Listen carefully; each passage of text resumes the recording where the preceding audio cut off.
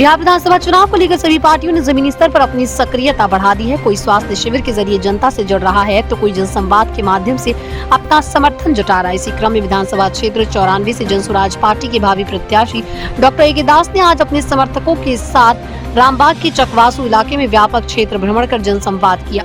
साथ ही उन्होंने जनता से सीधा संवाद स्थापित किया।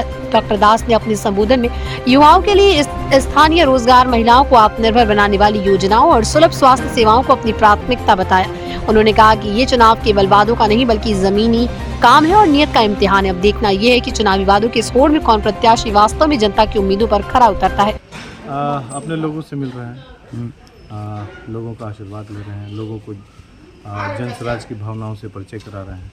जनस्वराज जो भविष्य की बात, अपने बच्चों की बात, आने वाले बिहार के भविष्य की बात करता है। मौजूदा सरकार अभी जैसा कि कई योजना दे रही है और 125 यूनिट बिजली भी फ्री की है, इस पर क्या कुछ कहेंगे? समस्या जो है वो जैसे बरसात होता है तो बहुत झमाझम बारिश होती है, तो ये चुनावी मौसम में बरसात हो रहा है वादों में, कितना वो कार्यान्वयन होगा इस पर भी सवाल है।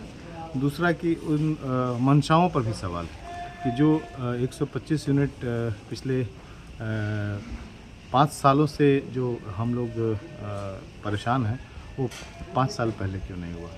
और दूसरा मंशा ये है कि बिजली यूनिट से परेशानी नहीं है, ये प्रीपेड स्मार्ट मीटर है उससे परेशानी है। और डिफरमेंट बिल जो है अचानक से बहुत ज़्यादा लोगों को आ जाता है, उससे आम जनता जो है कई बार सामाजिक रूप से मतलब इज्जत उतरने जैसी परिस्थिति आ जाती है। तो कहीं ना कहीं ऐसा लगता है कि अफसरशाह जो है वो हमारे यहाँ हावी है। 125 यूनिट फ्री कर देना तो भीख समान हुआ।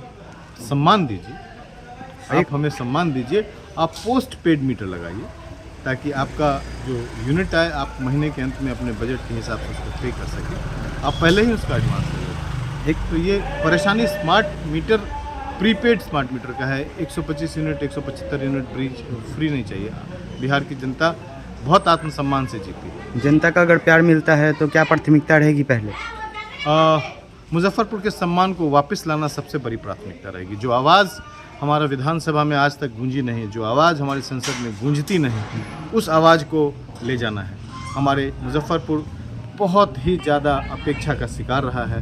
हमारी जो लीची है जिसका सम्मान हमें उचित नहीं मिला, हमारा लहटी उद्योग है जो जिसका सम्मान नहीं मिला, हमारे बाज़ार, हमारे स्कूल, हमारे विद्यालय जो अपेक्षा के शिकार हैं वो नहीं मिला। हम उन सबको सम्मान के साथ वापस लाएंगे। हमारा सम्मान, मुजफ्फरपुर का इज्जत, हम उस इज्जत को वापस लाना चाहते हैं। मेरी प्राथमिकता यही है। क्या अपील करना चाहेंगे अंतिम? जनता को अभी मैं फिर भी अपील करूंगा, फिर से अपील करूंगा कि अच्छे लोगों को, सच्चे लोगों को समझ के साथ चुनिए ताकि आपका सम्मान, आपका भविष्य सुरक्षित रहे।